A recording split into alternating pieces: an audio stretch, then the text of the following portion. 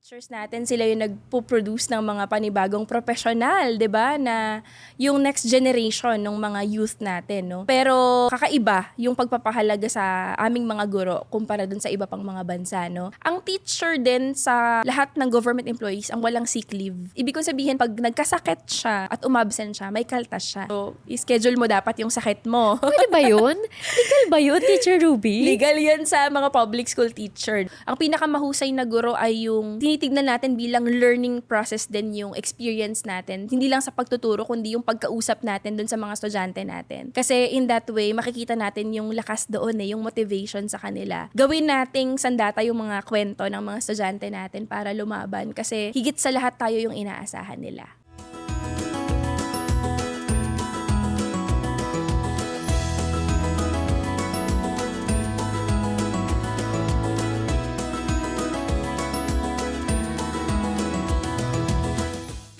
Napaka-memorable ng high school para sa mga estudyante. Pero ganun din kaya kaila ma'am at sir. Tinagurian silang mga pangalawang magulang, mga bayani ng bayan. Ngunit bakit tila lumalaban sila ng kulang-kulang ang budget at kagamitan? It's the first day of Teachers Month at ngayong araw, si teacher naman ang magpapakilala. Makakasama ko ngayon si Teacher Ruby, isang Filipino teacher sa junior high school. Ano na kaya ang mga lesson na naituro at natutunan niya sa loob ng 13 years? Good morning, teachers! Good morning, classmates! Ako po si Doreen Baguio. Ito ang Kahit Ngayon. Okay, in celebration of Teachers Month, syempre welcome natin ang October. On a good note, kasama natin si Teacher Ruby. Teacher Ruby, thank you so much at sinamahan mo kami ngayong araw. Hi, Doreen. Buti po wala kayong pasok today. Para sa inyo. Apaka-special naman namin. Thank you so much. Tama po ba, Teacher Ruby? Teacher Rubes ang nickname sa inyo ng inyong mga estudyante. So, Teacher Rubes na lang din ang itatawag ko sa iyo. Oo, mas kilala ka sa Teacher Rubes talaga. Okay, Teacher Rubes. So, Teacher Rubes, teacher po kayo saan at anong grade level? Nagtuturo ako ng Filipino sa mga estudyante ng grade 10, Grade sa 10. isang school sa Quezon City. Okay, public school po ito or private school? Public school. Public school, ayan. Graduate din ako ng public school. So, mga interesado ako sa mga ganyang mga story. Iba yung sa public school, di ba? Parang iba't ibang klase ng tao yung nandun. Okay, Teacher Rubes, paano kayo napunta sa pagiging isang guro? Doon tayo mag-start. To tell you honestly, Dor, hindi ko talaga first love yung pagtuturo, no? Pero nung college, gusto ko talagang journalism, no? Yung course na gusto ko, no? Gusto ko maging reporter, gusto ko magsulat, no? Yung mga sumusulong sa baha, sa bagyo, ganun, para mag-report. Okay. Bilang lumaki sa lola, no, at lagi nanonood ng balita, no, yan talaga yung gusto ko, no. Kaya lang, galing sa mahirap na pamilya, hindi affordable, no, o hindi accessible sa mga scholarship, yung journalism. Especially at that time, ano? Oo, no. So, pumasok ako sa PNU that time, sa Philippine Philippine Normal, no, oo. University. Kumuha ng teaching, no, as a course, no. Yun, no.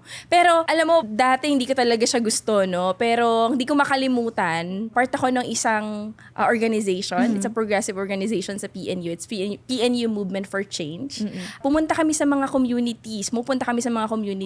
Ang ginagawa namin, nagli-literacy, numeracy kami sa iba't ibang mga community. At isa sa mga napuntahan namin, yung peasant community, mga farmers sila, no. At nakakalungkot, di sila marunong magsulat, magbasa, no. At tuwing nagpupunta kami doon, may, realization ako na, kailangan talaga ng teacher. May need. May ang need Pilipinas. talaga, no, na magturo sa mga katulad nila, no, na yung simpleng pagbabasa at pagsusulat ay hindi nila kaya. At naloloko sila, no, nung mga corporations, nung mga kumakamkam ng lupa nila dahil sa simpleng hindi sila marunong magbasa at magsulat. At that moment, sinabi ko talaga, para dito ako. Yun yung eureka moment na ito yung gusto kong i-pursue.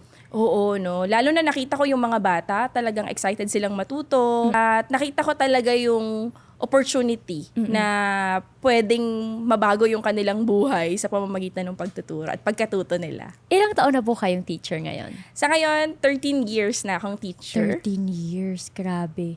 13 years. So, nag-start po kayong maging guro. 20 years old? 19 years old. Nagtuturo na Grabe. ako after graduation. Grabe. Kaka-graduate nyo lang po ng 19. Nag-graduate ako ng 19. Di ako inabutan ng K-12. Kami po yung first batch kasi ng K-12. Okay. Bakit po secondary education? Kasi Yung nanay ko po ay teacher din. Wow. Oo. Pero ang choice niya ay elementary. Kasi meron siyang gift sa kids. Sa inyo po, bakit secondary education yung pinili ninyo? Actually, gusto ko talaga magturo ng mas bata pa, no? Kaya lang, kasi sa PNU, kailangan pumili ka ng 3, kumbaga, magiging majors mo, no? At kung saan ka makapasa, first choice, second choice, third choice, dun yung pipiliin mong i-pursue, no? At that time, Filipino yung nauna, no, na nakapasa ako. At saka, gusto ko rin talaga na i-pursue yung Filipino kasi bukod sa makulit talaga ako, gusto ko talagang mag-enhance, no, yung aking skill sa pagsusulat at pag-broadcast din, no? Oo, para na-person nyo po oo. doon yung pangarap nyo magiging reporter. Oo, no, sa pagiging teacher nga lang, no. Kumuha pa ako ng Campus Journal, no, na special course that time, no. Pero yun, no, nakita ko din talaga yung pangangailangan na magturo ng wika natin, yung Filipino mismo, yung pagbabasa at pagsusulat, pakikinig nito. Kasi ito yung wikang nauunawaan ng mga komunidad, no, at higit sa lahat dito talaga natin mapapaunawa dun sa mamamayan, yung gusto nating sabihin, express, no, at malaking tulong na yung mga Pilipino ay nagmamahal sa sariling wika. Actually po, no, parang na-amplify yan lalo. Parang nung nakaraang buwan, bumabagyo sa Pilipinas. Tapos minsan, kapag nire-report yung mga ganong bagay, naka-English. So, mahirap siya maintindihan ng mga community, kunyari sa mga probinsya, ganon. So, dun mo makikita yung need talaga na matutunan yung Filipino as a language. Oo, no, mahalaga yung wika sa isang bansa, no, kahit sa education system natin, no. Halimbawa ngayon, siguro historically makikita natin sa education system natin yung curriculum talaga very colonial, no. Kumbaga ang wikang Ingles ay wika ng matatalino, no. At yun yung isa sa gusto rin talaga nating baguhin, no, yung pagkilala mismo sa wika bilang pinaka-importanteng sangkap sa edukasyon. Kasi ngayon pinag-uusapan yung PISA result, no, yung Ano po to? ito yung isang international assessment tool na ginagamit ng globally, no, para ma-assess daw, no, yung mga bata. Ang problema, kaya tayo nasa pinakadulo, bukod sa meron tayo talagang, kumbaga, dito, critic, no, sa pamamaraan ng exam. Yung other countries kasi ang ginagamit nila na wika is yung kanilang sariling wika. Like yung South Korea, ang ginagamit nila yung sarili nilang wika. Tayo, 2 beses kasi nag-iisip at nagpoproseso yung mga bata eh. Pag hindi ka mahusay sa comprehension sa English, mahirapan kang matuto ng science at math, 'di ba? Kaya isa 'yun, no, sa dapat talagang tignan yung holistic approach dun sa curriculum natin, hindi lang sa usapin ng wika, yung talaga, yung ituon yung framework sa kailangan talaga natin sa Pilipinas. Pero madalas kasi naka-frame siya sa ibang bansa. Oo, actually parang growing up, Teacher Rubes, parang ang talino mo kapag magaling ka mag-English. Pero hindi same importance yung nabibigay kapag mahusay kang mag-Filipino. Mahusay ka sa subject na Filipino. Parang may disparity. Oo, no. Kaya yun din yung challenge sa amin bilang mga Filipino teacher din. At syempre, bilang part ng isang union, kumbaga bahagi kami nung mga, kumbaga nagtutulak ng mga policies, no, sa gobyerno natin. Isa yun sa mga gusto nating tignan ng ating gobyerno, yung curriculum mismo, no, na tumutugon sa pangangailangan ng bansa natin. Grabe, no? Parang napagsasabay nyo pa po yung pagiging part ng union dun sa trabaho nyo bilang isang guro. I want to talk about, Teacher Ruby, dun sa 13 years ninyo na pagtuturo. Paano kayo nagsimula bilang isang guro? Mahirap yung pagtuturo mismo, yung teaching as a job, no? Kasi lalo na sa public school, no, mahirap kasi maliit yung sahod. Generally, no? Actually private o public man yan, maliit talaga yung sahod ng teacher, no? Pero sabi nga, isa ito sa mga noble profession, no? Pero ang nakakalungkot isipin, no, katulad ng ibang mga profession dito sa Pilipinas, hindi rin talaga napapahalagahan, no? Oo. Imagine yung mga teachers natin, sila yung nagpo-produce ng mga panibagong professional, 'di ba? Na yung next generation ng mga youth natin, no. Pero kakaiba yung pagpapahalaga sa aming mga guro kumpara dun sa iba pang mga bansa, no. Pagpasok ko, hindi ko muna pinili yung public school kasi bago ka pumasok sa public school, kailangan maging passer ka muna ng licensure examination for teachers o yung LET. So, yun po yung boards nyo? Oo, no, Okay. yung boards, no. So, ang unang experience ko ay sa isang private school na napakaliit ng sahod, no. Full load din, no. Ito po ba yung Catholic school na nakwento ninyo kanina? Oo, no, isang Catholic school ito, no. At na-feel ko napaka-alienated ko kasi nanghihiyaman ng mga estudyante pero yung sahod ko pambili lang ng sapatos nila. Ganon, no. Pagkatapos no, nag-apply na talaga ako sa public school kasi gusto ko talagang magturo sa public school kasi nga babalikan ko yung aha moment ko. Gusto ko talagang magturo dun sa kumbaga pinakamahihirap din ng mga kabataan, no. Pag-apply ko, hindi ka muna mapapermanent, no? Parang 2 years pa ako naging contractual. Ang hirap sa public school. Oo, no, ang hirap maging contractual kasi every school year kailangan mong mag-demo, dumaan dun sa process of hiring, no? Bukod doon, every month, ikaw yung mag-aasikaso ng papel mo sa City Hall. Bakit may ganon, Teacher Rubes? Bakit 2 taon pa bago ma-regular? Dati ganun talaga yung sistema sa public school, no? Meron talagang mga contractual teacher dahil sa kakulangan talaga nung items, no, na kine-create ng gobyerno, no? Ang hirap nun kasi biruin mo kada buwan, ayusin mo yung papel. Ako naranasan ko, nagki-Christmas party yung mga empleyado sa City Hall. Nag-aabang ako kasi kailangan ko mag-clearance kasi hindi ako makakasahod Paskong Pasko pag hindi ko naayos yun. No? Ganon kahirap yung maging contractual. Bukod doon, syempre pag contractual ka, di ba, yung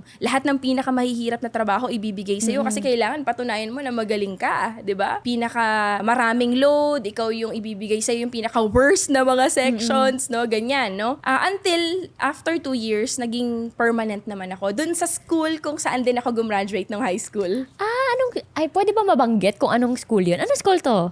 Teacher Ruby. Santa Lucia High School sa Santa Quezon Lucia City. High School. Shout out ko sila. Tama. Hi, shout out. Nakapag-produce po kayo ng isang Teacher Ruby and making a difference in a lot of people's lives.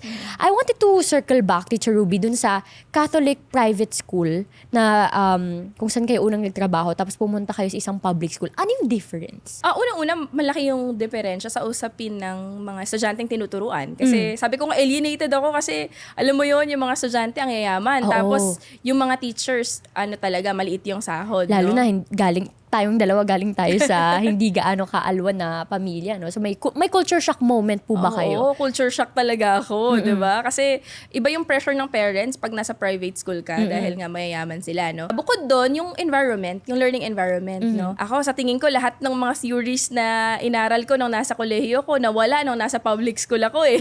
Bakit Kasi po? sa public school ibang-iba sa private. Sa private, meron lang akong 25 students. Pero sa public school, 50 to 60 students ang Grabe. mga estudyante ko sa isang Doble. klase. Di ba? Actually, ngayon, doon rin meron ng 70 to 80 sa NCR. No, Grabe, na mga hindi po ba na medyo na yung teacher niyan dahil napakadaming estudyante. Syempre, yung iba dyan maiingay, makukulit. Totoo, no? Yun yung challenge sa amin, no? Sabi nila dati parang yung mga classroom daw ay sardinas, di ba? Ngayon Oo. parang corned beef na. Corned beef na sa sobrang siksikan. Grabe, di ko imagine, Teacher Ruby, 80. Parang kami nung elementary, mga 40 kami, tapos siksikan na yun. Ang gulo na nun kapag recess, kapag lunch. Paano kapag 80? Hindi ka na makakagala, wala ka ng groupings, di ba? Oo nga, Pag paano kapag nag-groupings, ganun? Pupunta kami sa sa court, no, sa baba ng building namin para mag-conduct ng mga groupings, no, or sa corridor, no, gano'n, no. Mahirap para sa amin, kaya din talaga sa bahagi ng Alliance of Concerned Teachers, ito yung gusto namin mabago, no, yung learning environment ng mga bata, yung masunod yung global standard pagdating doon sa student-teacher ratio. Ano Kasi, po ba yung standard? dapat pagka nasa elementary, 35, pag nasa high school, at least pinakamarami na yung 40, no, or 45, no. Public and private po yan. Public and private, no. Pero malayo tayo doon kasi Oo. nga sa kakulangan ng classroom, no. Ang nakakalungkot kasi yung school building at saka yung hiring ng teacher and non-teaching personnel, napakabagal, no, sa atin, no. Lalo ngayon pinag-uusapan yung budget sa 2025, no. Pero nakita pa rin namin talagang kulang pa rin yung budget na ilalaan ng gobyerno para rito. Bakit ganun, Teacher Ruby? Kasi yung ibang bansa, kaya naman eh. Yung mga ibang bansa, kaya nila bigyan ng ganong budget, ng ganong atensyon ang edukasyon. Anong meron at hindi siya kayang gawin sa Pilipinas? Well, kung nanonood tayo ng balita, kitang-kita talaga na maraming pera yung Pilipinas, 'di ba? Pero may misprioritization talaga sa usapin ng budget. Inuuna talaga yung mga hindi importante, no? May budget sa korupsyon, may budget sa iba pang mga bagay tulad ng halimbawa, kung sa atin ang pinakamalaki yung utang panlabas at saka yung mga budget para sa gera, no, et cetera, no? Pero ang kulang talaga sa atin ay yung pag-prioritize sa mga serbisyo sa mamamayan, particularly yung education. education at health system natin. Kasi ang nakita natin sa iba pang mga bansa, no, yung kasi bahagi siya ng Education International, no, it's a global federation of unions. Ang nakikita natin kahit yung Thailand, Cambodia, Vietnam, Developing countries din. parehas natin ang ekonomiya pero kaya nila na mag-provide ng maayos na learning environment sa mga bata natin.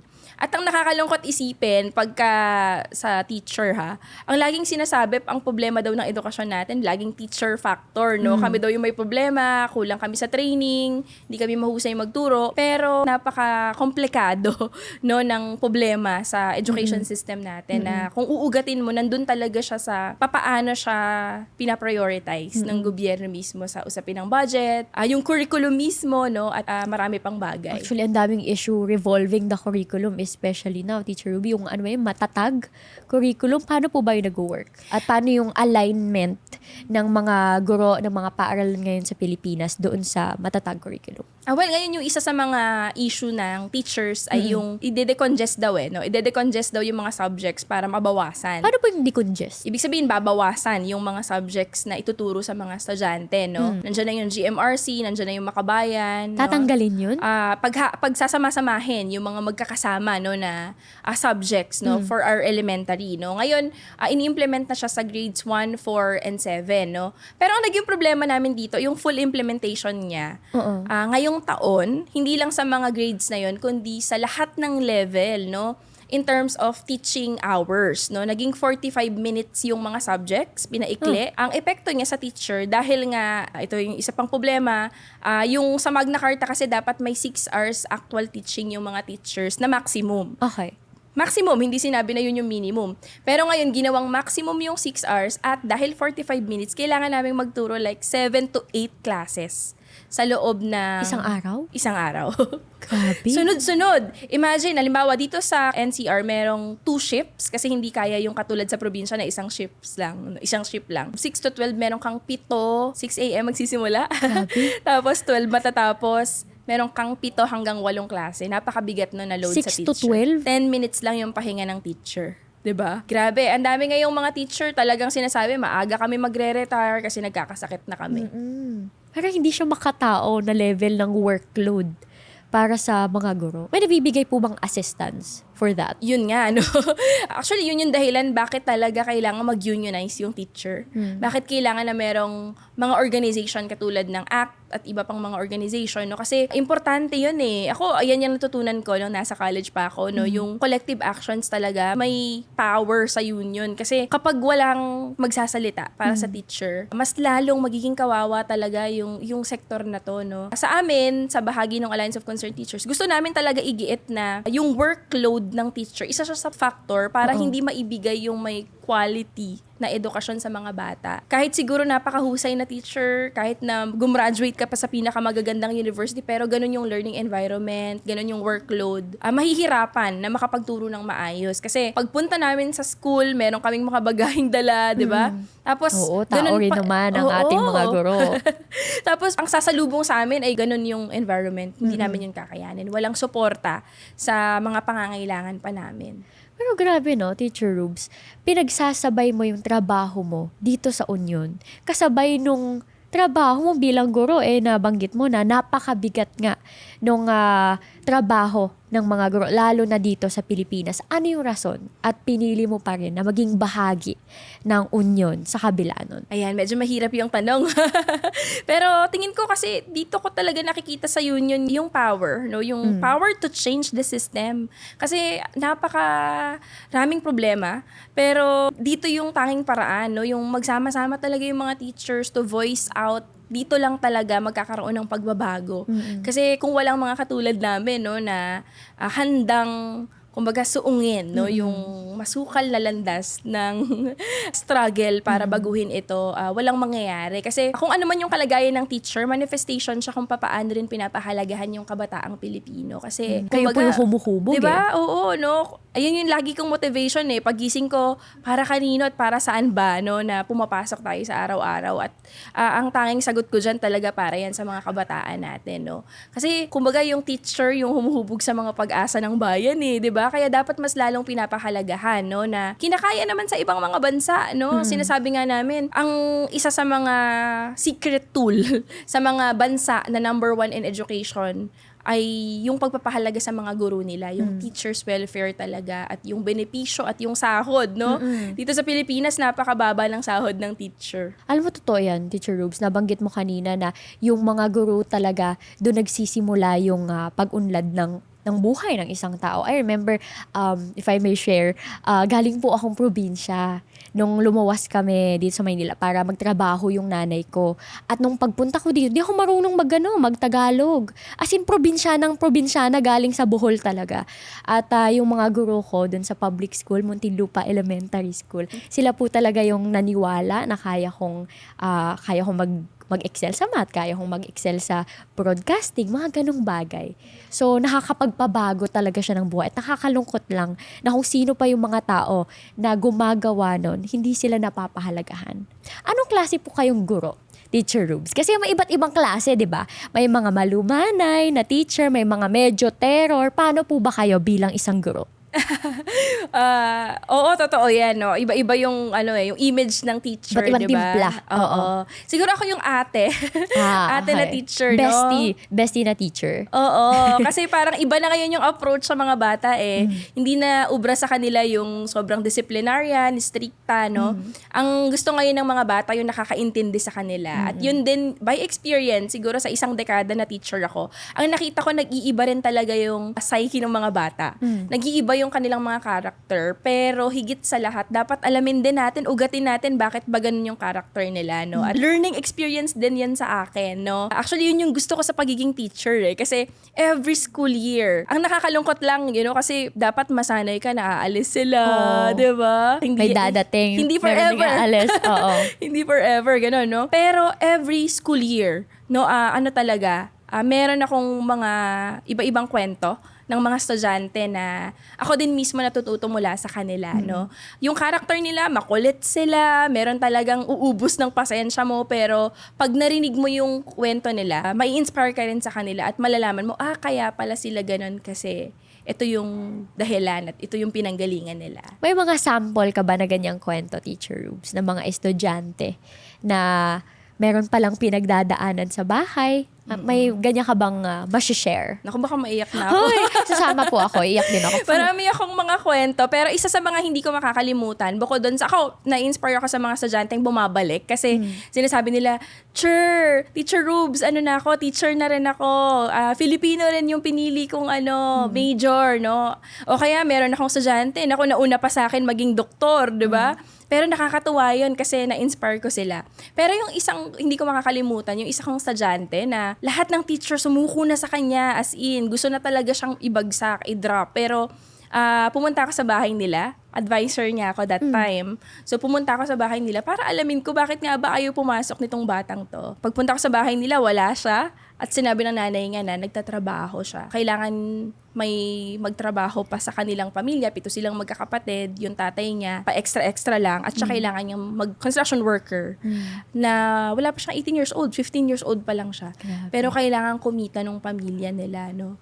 Maraming kwento, no? Meron pa akong mga estudyante na kaya inaantok sa klase kasi kailangan nilang magtrabaho, magda-tricycle driver, magtitinda sa palengke. Yun yung, kumbaga, isa sa mga nagpapalakas din sa akin bilang teacher. Kasi, imagine, pag nakatapos sila ng pag-aaral, pwedeng umunlad yung kanilang buhay, maging professional pa sila, 'di ba?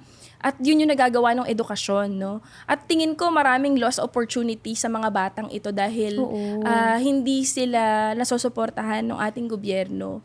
At yun din yung lagi naming gustong i-voice out sa bilang union, no? Kasi importante yun no? Yung mga oportunidad na nasasayang sa mga mahuhusay at magagaling nating mga bata na hindi nabibigyan ng oportunidad sa mga eskwela. Oo. Parang, even now, Teacher Rubes, parang luxury pa din ang education.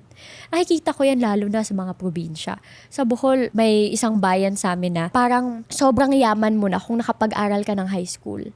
Ang common doon, ang norm, kumbaga, ay hindi ka makakapag-high school kasi luxury talaga. May pera ang pamilya mo kung nakapag-aral ka ng high school. At nakakalungkot.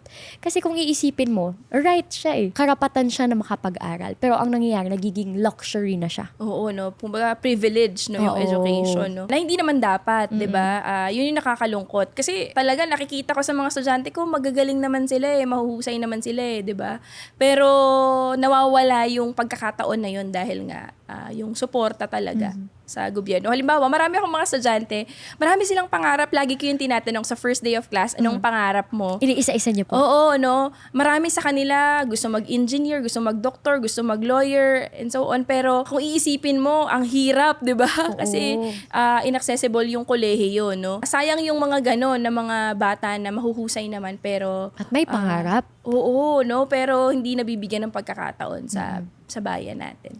Pero grabe ang binibigay niyo sa kanilang pagkakataon, Teacher Ruby. Kasi I don't think hindi lahat ng guro ay pumupunta the extra mile to understand yung mga estudyante. Yung nabanggit niyo po kanina, talagang pinuntahan niyo pa sa bahay para maintindihan kung bakit hindi pumapasok. Ano yung reason? At nag-extra mile pa kayo para sa mga estudyante. Siguro kasi ako, nung estudyante ako, naranasan ko rin yung ganun eh, no? Bilang galing sa mahirap na pamilya din, no? Nilaraos yung 20 pesos na baon sa araw-araw, no? At pinalaki din ako ng single mom, no? At mahirap yun, nung panahon na yun. Hindi ako naka-attend ng kahit anong field trip, no? Yung ganyan. Mahal po kasi yun eh. Diba? Oo. Pag may project ka, no, maswerte ka pag meron kang kaklase na medyo may kaya-kaya, diba? No? Naranasan ko rin yan, kaya sinasabi ko na pag naging teacher ako, hindi ko hahayaan. May mga batang, kumbaga, malulungkot kasi hindi niya kaya tong gawin. O hindi niya kayang bumili ng mga bagay na to. O hindi niya kayang ma-afford na sumali kasi wala siyang pera, no? May personal na hatak pala Oo, yung no? inspirasyon ninyo bilang isang guro. Lalo na ako kasi gumraduate nga ako dun sa school na pinagtuturuan ko. Alam ko yung community na meron, no? Yung komunidad namin. So, talagang yun, as much as possible, ayoko yung mangyari sa mga estudyante ko, no? Merong pag-aaral ngayon na sinasabi na we have the loneliest students in the world. Tayo daw yung may mga pinakamalungkot na estudyante sa buong mundo. Hindi na ako nagtataka doon kasi nga may mga binubuli daw, gano'n, no? Pero ako, sa araw-araw kasi nakikita ko, alam ko na kaya sila malungkot kasi may missed opportunity sa kanila. Mahirap sila. At nakikita nila sa mga estudyante na kaklase nila na hindi nila rin kayang gawin kasi mahirap sila. Teacher Ruby. Pwede bang humingi ng tissue? Bakit kayo nagiging emotional on this topic, Teacher Ruby? Bakit may personal na Kasi hatak naaalala ko yung kwento ng mga estudyante ko. Ano-anong kwento yan? Ayun, nabanggit ko na kanina, no? Yung nagtatrabaho. Kasi totoo yun, no? Meron talaga tayong mga student na kailangan talagang magdoble effort para lang makapasok sa araw-araw. Public school na to, di ba? Public school na to, pero ganun pa rin. Danas nila yung hirap, di ba? Pero, gusto naman nila. Pero yung sistema kasi, no, yung problema. Sinasadlak sila no? doon. Oo, yung system yung problema. At hindi dapat sila nandun. That's why, kailangan talaga na baguhin, di ba? Yung ganang sistema sa education natin. Sana dumami pa ang mga sumama sa ganyang advokasya, Teacher Rubes. Kasi totoo sobrang daming estudyante na nasasayang talaga yung potensyal dahil hindi sila nabibigyan ng oportunidad. Oo, no? Yun, talaga. Kumbaga kasi bilang teacher, parang meron kaming zoom in ng kalagayan natin sa Pilipinas bilang isang bansa. No? Kumbaga reflection yung mga classrooms namin kung anong klaseng lipunan meron tayo. Oo. 'Di ba? Ganon, no? Nakikita ko talaga yung sa iba't ibang kwento ng mga estudyante, yung kumbaga kwento ng Pilipino, no, na gusto naman talagang umunlad kasi mali talaga yung sinasabing tamad yung mga Pilipino 'di ba? Kasi meron naman talagang mga estudyante, no, na willing talaga na matuto, willing na paunlarin yung kanilang sarili pero hindi lang talaga nabibigyan ng pagkakataon. Hindi ba nagiging mabigat sa iyo, Teacher Ruby, na ma-witness yung mga ganitong bagay, mga kwento ng mga estudyante mo? Medyo mabigat yun Never bang pumasok sa isip mo na ayoko na? Never. Sa ngayon, hindi, no? Pero Kasi 13 years, mahaba yun, Teacher Ruby, Malaking bagay kasi alam mo na nasa loob ka ng isang organization na alam mo, pag nagsama-sama yung mga teachers, kaya niyang baguhin yung meron tayo ngayon, no? Na pinatunayan naman historically, no? Kasi actually meron din talagang pagtingin na pag teacher ka, dapat hindi ka palaban. Pag teacher ka, dapat yung napaka-perfect mo dapat kasi merong certain expectation sa'yo yung lipunan na parang, teacher ka, bakit ka nagmumura? Teacher ka, bakit ganito, no? May expectation sa'yo, no? Dapat perfect, no? Katulad din yan ng expectation sa teacher na dapat hindi siya nagrarally, hindi siya matapang magsalita, hindi siya part ng union kasi naman ang pagtingin sa union dito sa Pilipinas parang demonize, 'di ba? Pero sa ibang bansa naman actually, alam mo ang natutunan ko doon sa ilang mga conferences din na attenan ko na may mga union sa ibang bansa. Halimbawa yung Finland, Sweden, no, Norway, mga first world country yan, pero yung mga union nila, yung mga teachers union nila yung nagbago ng mga policy. At yun din yung gusto natin gawin dito sa Pilipinas, yung pakinggan yung mga teachers na nasa forefront ng laban sa krisis sa edukasyon para mabago to, no, na for so long ang mga teacher kasi pag nagsalita at nagsabi na kulang ang classroom and so on, nire-red tag, 'di ba? Pero hindi dapat no, kasi importante 'yun yung mapakinggan yung kung sino ba yung nasa grounds, nasa unahan ng laban sa krisis sa edukasyon. Kayo mismo nakaka-experience, kayo mismo nakakakita kasi. Oo, no. Yun, no, mahalagang sangkap yun, no. At syempre, hindi lang din yung teacher, kahit yung mga estudyante at yung mga parents, no. Ang problema kasi sa atin, yung policy, di ba? Laging top-down approach, no. Nagsisimula talaga agad dun sa mga nasa taas natin, pero hindi nakukonsulta yung mga nasa unahan nito, no. Yung mga nakaka-experience talaga nito, no. Halimbawa kung sa education yan. Kaya ang daming mga policy na palpak kasi hindi napapakinggan yung mga stakeholders, yung mga nasa baba talaga. Ano-ano pa ang mga advokasya na nilalaban nyo ngayon sa ACT? Teacher Rubes. Sa ngayon, importanteng tignan yung sahod ng teacher. Parang for the longest time, yun ang issue talaga, no? Nag-aaral pa lang ako, yun din ang hinaing ng mga guro. Parang hindi na siya nagbabago. For the longest time, hindi siya dinidinig. Oo, no? Kasi sa ngayon, merong 27,000 yung teacher 1, no? Sa recent executive order, yung salary standardization law for the government employee, lumalabas na parang 1,000 yung 1,500 yung dinagdag. So, 28,000 plus lang yon. 50 pesos a day, no? Yung dinagdag, no? Hindi pa tayo makakabili dyan na, hindi pa umabot sa 64 pesos ng NEDA, no? Hindi pa kasya sa pamasahe yun. Oo, no? Pag nag-tricycle ka sa amin, hindi ka pa makakabalik, no? So, ganun, no? Napakaliit nun. Kasi yung 27,000 or 28,000 sa teacher 1, no? Kalakhan naman ng teacher ay nasa teacher 1 to teacher 3. Ano yan? Marami pang kaltas, no? Ang usual na nauuwi na lang ng teacher is 21 to 22. Hindi pa malinis yung 28. Hindi pa malinis yon, no? Taxable pa, 'di ba? So, halos kalahati nun pambayad na lang ng upa kung nangungupahan ka, 'di ba? At pambayad ng utilities, no? Kung may pamilya ka pa. Kung may pamilya ka, pag may nagkasakit, mangungutang talaga, no? Ang teacher din sa lahat ng government employees, ang walang sick leave. Ibig kong sabihin, pag nagkasakit siya at umabsent siya, may kaltas siya. Kasi may tinatawag na proportional vacation pay ang teacher. Yung pagbakasyon daw, dahil wala daw pasok si teacher, pero hindi naman yung totoo kasi nagtatrabaho rin kami, no? Wala kaming sick leave during the school year. So, i-schedule mo dapat yung sakit mo. Pwede ba yun? Legal ba yun, Teacher Ruby? Legal yan sa mga public school teacher, no? Kami lang yung merong gano'n na hindi yun alam siguro ng marami. Oo, hindi ko alam yung teacher. Parang kasalanan pa nagkasakit ka. Oo, gano'n, no? Kaya yung mga teacher, tinitiis talaga kahit may lagnat, umiinom na lang ng paracetamol para magturo. Basta nasa school siya, makapag-time in siya, no? Grabe. So, gano'n. Yun yung isa sa mga gusto natin i-pursue. Magkaroon talaga ng sick leave yung teacher at medical support. Kasi PhilHealth lang inaasahan ng teacher din. Hindi katulad sa ibang mga empleyado na at least merong health card.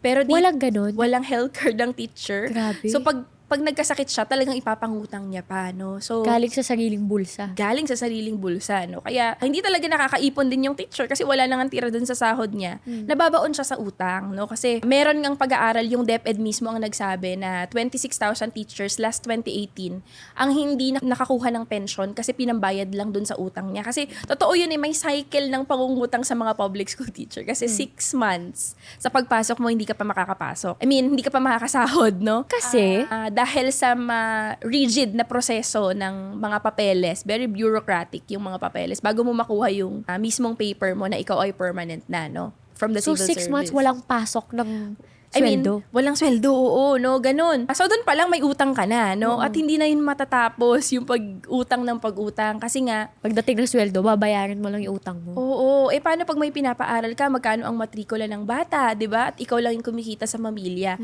Kaya yun talaga, nababaon sa utang yung mga teachers. Lagi kaming biktima ng mga loan shark.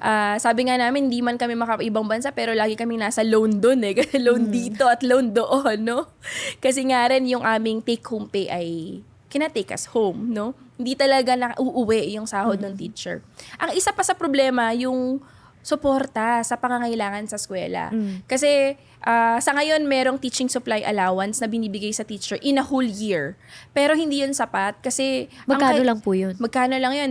Ngayong taon, 5,000. Pero next year, itataas na ito into 10,000 in a year. Pero ang kailangan ng teacher, laptop. Ang kailangan ng teacher, projector, TV. Ultimo, pagpapakumpuni sa classroom, ginagawa pa yan ng teacher pag brigada eskwela. Pag walang teacher, walang magulang ang kayang mag-provide ng electric fan, teacher minsan ang nag-aabono, no? Talaga? Alam niyan, 'di ba sa mga PTA usually ang mga parents natin nagpe-pledge, no? Oo. Nagbibigay ng ambag, no? Pero pag wala talaga, teacher ang gumagawa niya, nag-aabono, no? Kahit yung simpleng coupon ban, no? A stapler, bala lang stapler. Ultimo, bala lang stapler, 'di ba? Sa lahat yata ng employee ng gobyerno, kami lang yata yung ganun, no? So, yun yung problema, no? Yung paghugot pa namin sa sariling bulsa ng pangangailangan namin sa eskwela mismo. Nakakalungkot. Nakakalungkot na ganun yung state ng mga guro. Yung simpleng stapler, yung simpleng gamit mo pang turo, galing pa sa sarili mong bulsa. Grabe. Bakit ganun? Wala akong masabi kundi bakit ganun. Yun talaga. No, nakakalungkot, 'di ba, isipin. Kaya gusto natin talaga na makita din talaga ito nung hindi naman siguro bulag sila, no? Oo. Para makita ito, no? Kaya lagi nating hinahamon yung mga nasa ahensya, halimbawa yung Department of Education, na tignan talaga ito bilang isang seryosong problemang dapat solusyonan. Bago ka pumasok sa pagiging isang guro, Teacher Ruby, aware ka na sa mga ganitong bagay. Syempre, galing ako sa public school, no? Pero pinili mo pa rin. Pero pinili ko pa rin kasi gusto ko talaga na makaambag na baguhin ito, no? Syempre, napaka-idealistic ko nung pagpasok ko sa kolehiyo at pagpili din talaga ng teaching as a job. Syempre, kailangan ko rin namang i-provide yung pangangailangan ng pamilya bilang ako yung breadwinner, no? Pero at the same time, iba yung pakiramdam ko nung nandun na ako sa public school. May kasi, tawag. Oo, no?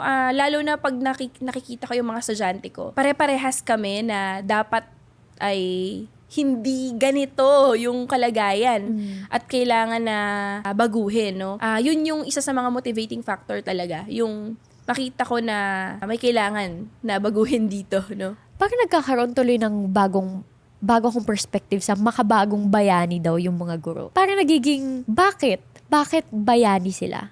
Bakit kailangan nilang magsakripisyo? Dapat hindi. Totoo, no? Kumbaga parang cliche na sa amin yun lalo pag ngayon, no? Teacher's Month. Oo, kakantahan na po kayo ng thank you for teaching.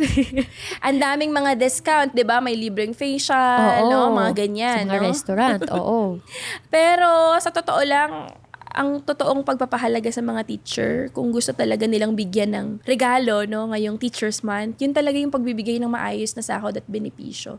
Sa ganung paraan, matutulungan natin yung mga teacher natin na magbigay talaga ng may kalidad na edukasyon sa mga estudyante. Maraming kwento ng mga teacher na mas nakakaiyak din. Kasi ako personally may kilala akong teacher na dahil nga walang sick leave at kakaltasan kami sa araw-araw, sa school days Kapag na absent kami. Meron akong mga kwento rin ng teacher, no, na may sumuko na dahil gusto na talagang mga ibang bansa.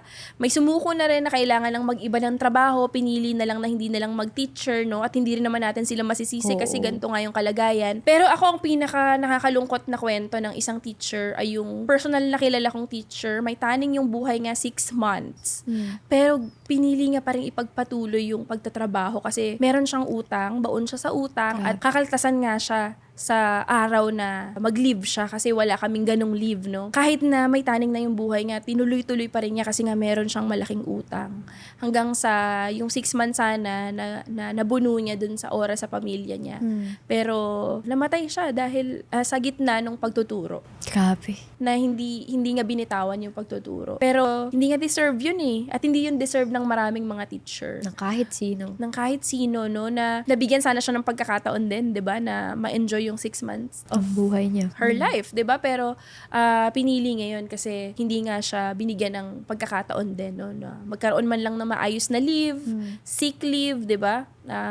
Kumbaga hindi makatao yung ganong kalagayan. Hindi talaga makatao, Teacher Ruby. Yun yung naisip ko. Hindi nga siya bare minimum eh. Halos yung bare minimum, hindi na rin nabibigay. Oo, at yun din talaga yung rason kung bakit talaga kailangan na mag-unionized, no? Kasi sa pamamagitan ng union, meron din talagang mga maliliit, sabihin na nating maliliit na tagumpay, no? Halimbawa, yung ilan dun sa mga federations namin dito sa National Capital Region, meron kaming mga death aid contribution system. Ano po yun? Isa yun sa, kumbaga, abuluyan system namin para kapag yung teacher namatay or nabawian ng buhay ay meron siya at least maayos na libing or maayos na lamay. Kasi may isang pagkakataon talaga na yung teacher, nakalamay siya sa gitna ng kalsada, no? At walang maayos na pagpapalibing sa kanya, no? Meron din kaming mga programs, halimbawa yung mga health benefits na nilalobby namin sa mga local government officials, yung ilang mga local allowances na makakatugon dun sa mga kulang namin na sahod, no?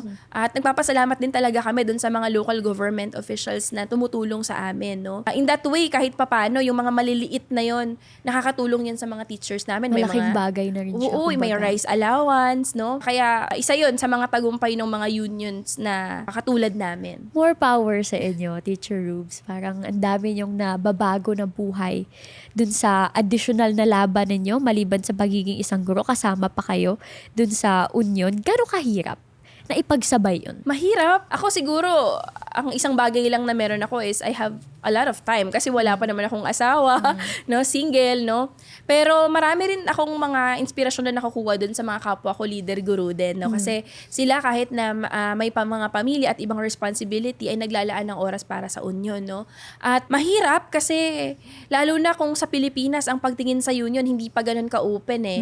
Ang pagtingin pa sa union parang very demonized. Nag-aaklas. Oo, gano'n, no? Mga masama pa yung pagtingin sa amin. Pero isa yun sa mga dapat nga talagang maiba eh. Kasi dapat tignan yung mga unions and organizations, mga progressive organization bilang, catalyst talaga ito para baguhin talaga yung sistema. Kasi sa pamamagitan ng mga unions, mabu-voice out talaga yung mga issues and concerns eh. At kapag yung teacher talaga na empower, iba rin yung influence nga sa society. No? Yun yung isa sa mga nakita ko yung napaka-perfect ng position ng teacher to influence talaga yung society mismo. Kasi sabi nga ng mga parents, mas pinapaniwalaan pa daw kami ng mga anak nila kaysa sa kanila. Kasi mga teacher yan sabi yan ni teacher diba? Bilang nag-o-organisa ng mga teacher, mahalaga sa akin yung makita na yung mga teacher ay aware sila at namumulat sila na may power sa pag-uunyon at pagkilos. Tsaka sa mga may stigma dun sa pag-uunyon, papatanong ka bakit nga ba may union? Ibig sabihin, may problema. Hindi sila yung problema. Diba? Oo, no. Sa ngayon, talagang, kumbaga, unti-unti na nating nababago Kasi, imagine, sa history ng pag-union lahat naman ng government employees, actually, may unions. Kasi, di ba, parang lagi nilang sinasabi, government employees kayo as public school, di ba? Pero, bakit kayo nag-union, di ba? Pero, actually, it's legal, no? Nakalagay yan sa batas natin. Bukod sa Constitution, may isang executive order na nagsabi yan. Pero, of all government employees, ang pinakahuli talagang nag-union, alam mo yung public school talaga, public school teachers. Kasi nga, parang merong thinking na very conservative ang mga public school teachers, no? Pero simula nung na-unionized yung mga public school teachers, marami ring mga nabago, no? Particular yung mga benefits, no? Kahit papaano, at least ngayon, tumaas na yung teaching supply allowance, no? Oo, 10,000 na. Oo, naging Twice. 10,000 na. It's 13 years ng pakikibaka ng mga teachers, no? Bukod doon, yung pag-assert natin talaga doon sa ilang mga benepisyo pa, teaching hours, yung ano pa ba? Ano-ano ba right now yung mga benefits na nakukuha ng mga guro? Yan, yung teaching supply allowance, no, yung at least ngayon may guidelines na yung overtime pay. Dati wala, thank you yan pagka nag-overtime ka, no. Sa ngayon, patuloy pa rin nating pinapanawagan talaga yung pagtanggal na ng admin task sa mga teacher. Ito yung bukod sa pagtuturo, marami sa mga teacher natin, registrar, librarian, minsan security guard sa corridor, no. Tapos wala po yung additional pay? Wala yung additional pay, no? Binabawasan lang ng kaunti yung aming load, no? Pero, ganun, no? Sa ngayon, medyo nabubukas na siya sa publiko, no? Bagamat may kritik tayo dyan kasi hindi naman nagdagdag ng non-teaching personnel.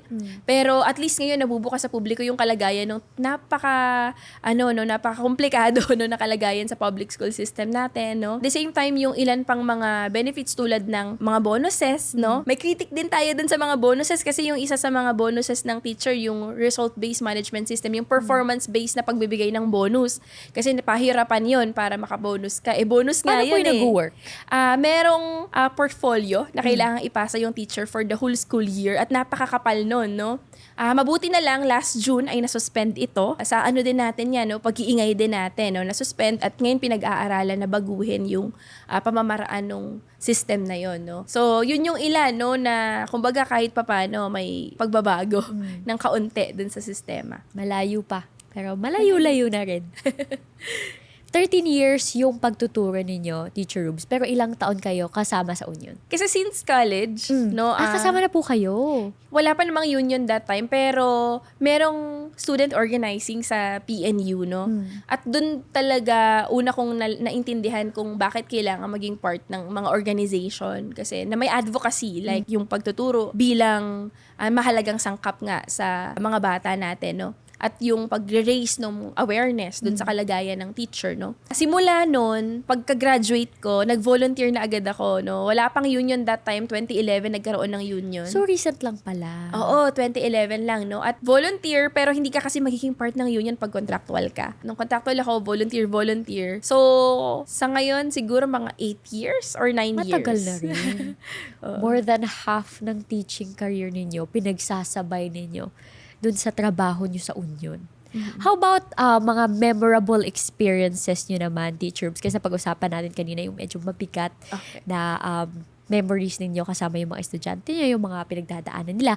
How about yung mga funny experiences nyo naman bilang guro? Oo, no? Kasi parang baka hindi na sila mag-teacher sa kwentuhan natin, di ba? Masaya naman maging teacher kasi nga, grabe, yung mga pinaka hindi ko makakalimutan yung pag nagtuturo ka talaga ng mga last section. Kasi sabi nila parang ayaw nila, iniiwasan nila yung mga last section kasi dyan ka iinit yung ulo mo, Ay, mga high blood pasaway ka. daw. Oo. Oo. Pero ako, favorite ka talaga yung mga lower section, do? Kasi sila yung mga pinaka-sweet, no? Meron akong experience na yung mga, kasi totoo naman yan, pag Teacher's Day, no? Expected na namin yan. Kunwari lang kaming masusurprise kami, di ba? Ano yan, pagandahan kami ng arte, di ba? Pag Teacher's Day, no? Pero ang pinaka kumbaga, yung fulfilling sa amin, pag yung lower section, naghanda. Kasi pag sila talaga yung naghanda, effort, no? Kumpara dun sa mga iba pang mga sections, no? Kasi syempre, ang sakit-sakit na ng ulo mo kakasaway sa kanila the whole year. Tapos ito yon, one day, bibigyan kanila ng surprise, 'di ba? Ang saya-saya ng feeling, Sarap no? sa pakiramdam Ang din. sarap sa pakiramdam. At in fairness naman talaga, sila yung mas nakakaalala sa amin, no? Sila yung babalik, no? Kahit na, alam mo yon, pupunta lang sa school para magbigay ng pandesal, pagtitimpla ka ng kape kahit di mo na sila estudyante, no? Nakagraduate na sila. Napaka, fulfilling nan sa teacher, no? Yung mga ganong experience, no? How about yung mga graduate, Teacher Ruby, na naiyak ka na ba? Before, na may graduate kang estudyante, tapos mamimiss mo, or mga ganung bagay? Oo, no. Alam mo, nung first year of teaching ko, siguro mga 3 taon pa lang ako sa pagtuturo, umiiyak talaga ako tuwing Kapag graduation, di ba? Kasi parang, ano ba yan? Na-attach ka Na-attach na. na. Tapos biglang aalis, di ba? Sabi nga nila, pag teacher ka daw, dapat hindi ka marupok. Kasi, Nako, bawal ako maging teacher. kasi dapat matuto kang, dapat alam mo na aalis din sila, no, ganon. Kasi pag na-attach ka, ay grabe, ganon. So, hindi ka na na-attach ngayon, Teacher Rubes? Nasanay ka Sinusubukan na ba? ko. Sinusubukan ko na hindi, no? Pero nasanay na rin talaga ako. Pero ito, sa mga estudyante, no, malaking bagay sa teacher pag nakaalala ka. Actually, yung batiin ka lang ng happy birthday pag birthday mo, di ba? Kahit sa Facebook man Oo, lang. malaking bagay na yun sa teacher, di ba? Yun, no? Ako, ang gusto ko talaga dun sa mga estudyante ko, yung babalik sila tapos sasabihin nila na, Ma'am, ano na ako, graduate na ako ng college, gano'n, no? O kaya, doktor na ako, no? Teacher na rin ako, o anumang profession yan, no? At sasabihin nila sa'yo na na-inspire. O kaya, babalikan sila nila sa'yo. yung mga kwento, no? Yung, naaalala nila yung isang moment sa, Ma'am, naalala kita yun, no, nagpatawa ka, hindi ko makakalimutan yun, eh. Yung simpleng gano'n, di ba? Kumbaga, totoo yun na hindi mo masusukat yung influence ng teacher. Totoo yan. Totoo yan. Kaya din talaga, kumbaga ako, conscious ako dun sa mga binibitawan ko sa mga estudyante kasi tumatatak talaga sa mga estudyante, no? Totoo yan, Teacher Rubes. Yung nabanggit ko nga kanina, galing sa probinsya, syempre, medyo may hiya-hiya ako na yung Tagalog ko, may impet ng pagkabisaya. So, may teacher ako dati na lagi niya akong pinagsasalita sa harap para masanay ako ng masanay. Nakakatawa. Wala na siya ngayon, pero iba yung naiwan niya sa akin. Now, nagsasalita na ako for a living. Diba? Mga ganong epekto sa buhay mo. Nakakatawa. Sobrang daming mga estudyante. Feel ko, Teacher Rubes, madami kang na-touch na buhay. Feel ko parang yung puhunan niyo rin bilang isang guro ay yung puso niyo eh. Parang ang dami niyong binibigay na parts of yourself dun sa mga estudyante ninyo. Totoo yun, no? Kung pagmamahal yung teaching, ito yung totoong may forever na you give 100%. Pero kahit 1% lang yung bumalik sa amin, masaya na kami. Aww, what if iiyak ako right now? Nakakatuwa. More power to you, Teacher Rubes. Hindi lang sa'yo, kundi sa lahat ng mga guro sa Pilipinas, sa ibang bansa, sa public, private schools. Sana bigyan kayo ng pagpapahalaga. Kasi ang dami niyong binibigay na pagpapahalaga din dun sa mga estudyante ninyo. Nakakatuwa. So, imagine niyo yung sarili ninyo, Teacher Rubes, na magtuturo pa din in the next 5-10 years. Oo, no? Tingin ko hanggang mag-retire, no? Wala na akong ibang pipiliing profession kundi yung magturo. Kasi nakita ko na talaga yung, kumbaga, kung may life purpose, parang yun. dito na ako eh. Oo. Nakikita ko na talaga yung sarili ko na ito yung malaking ambag ko. Kasi, totoo naman, no, napakaikli lang ng buhay. Pero, yung paglalaan natin ng buhay, higit sa lahat, para saan at para kanino, nakita ko na para talaga yun sa pagtuturo, pagsiserve talaga. At yung service na yun, nakita ko yun dito sa pagtuturo. At pagiging bahagi din talaga ng union para ma-inspire din yung mga kapwa ko teacher na kumapit, kahit na mahirap kumapit. A life of purpose. Paano nyo nakikita? Ano yung dream ninyo sa educational system ng Pilipinas? Ako, gusto ko talaga yung magkaroon ng isang edukasyon yung Pilipinas na hindi pumipili kung mahirap ka ba o mayaman.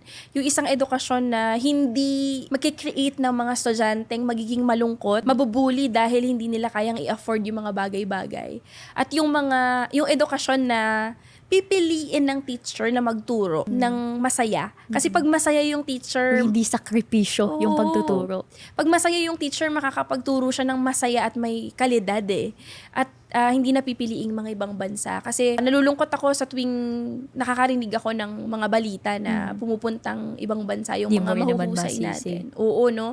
Mahuhusay yung mga teachers, no? Kahit na dun sa mga teachers sa ibang bansa, pag nagtatanong ako at kinukwento nila yung mga Filipino teachers, sinasabi nilang mahuhusay talaga yung Filipino teacher. The same with other professions at yung mga kababayan natin na nagpupunta sa ibang bansa. Nasayang, di ba? Sana ay dito naglilingkod sa bayan natin, no? Gusto ko talaga ng edukasyon na tinitignan ng gobyerno bilang importante na sangkap sa isang lipunan, no? Nakalagay naman yun sa Constitution, dapat pinaprioritize yung education pero hindi siya pinaprioritize sa atin, no? Gusto natin yun kasi sa ibang mga bansa talaga Kaya nakikita naman natin, oo, kaya no? Pero sa atin, bakit napakahirap, di ba? Kaya yun yung pangarap natin, no? Magkaroon ng edukasyon yung Pilipinas na walang tinatangi, no? At walang namimiss na oportunidad yung kabataang Pilipino na dapat sana ay nasa loob ng eskwela. How about your message sa mga nagsa-struggle na mga guro, mga nag-iisip na medyo malapit na bumitaw, o kahit yung mga